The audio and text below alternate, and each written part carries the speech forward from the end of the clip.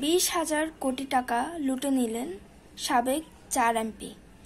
মালয়েশিয়ার শ্রমবাজার থেকে লুটপাটের অভিযোগ 4 সাবেক এমপির বিরুদ্ধে অনুসন্ধান শুরু করেছে দুর্নীতি দমন কমিশন দুদক।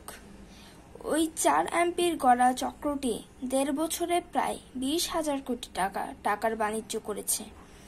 দুদক সূত্র অনুযায়ী জানা যায়, তাদের বিরুদ্ধে অনুসন্ধানে গতকাল সংস্থাটির উপপরিচালক মোহাম্মদ নুরুল হুদার নেতৃত্বে 3 সদস্যের কমিটি গঠন করা হয়েছে।